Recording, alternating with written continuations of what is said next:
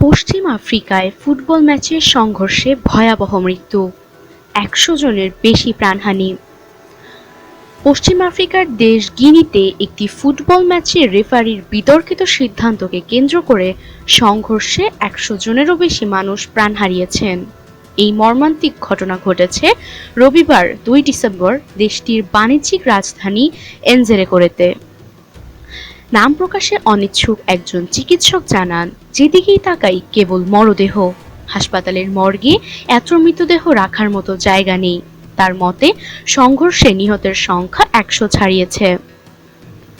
সামাজিক যোগাযোগ মাধ্যমে ছড়িয়ে পড়া ভিডিও ফুটেজে দেখা যায় ফুটবল মাঠের পাশের সড়কে ভয়াবহ সংঘর্ষ চলছে। অচেতন অবস্থায় মাটিতে পড়ে আছেন অনেকেই।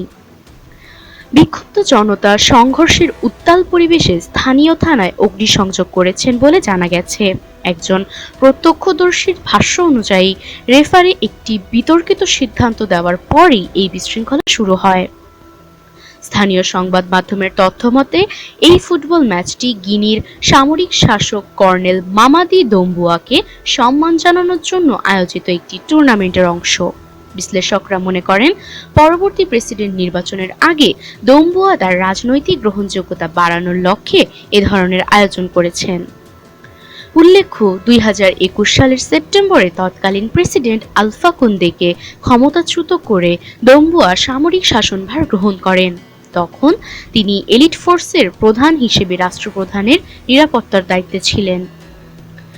দম্বুয়া আন্তর্জাতিক চাপের মুখে ২০২৪ সালের মধ্যে রাষ্ট্র ক্ষমতা বেসামরিক নেতৃত্বের হাতে তুলে দেওয়ার প্রতিশ্রুতি দিয়েছিলেন।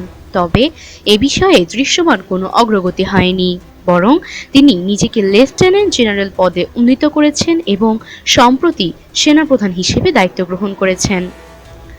এই মর্মান্তিক ঘটনার পর আন্তর্জাতিক সম্প্রদায়ের দৃষ্টি এখন গিনির রাজনৈতিক ও সামাজিক অস্থিতিশীলতার দিকে।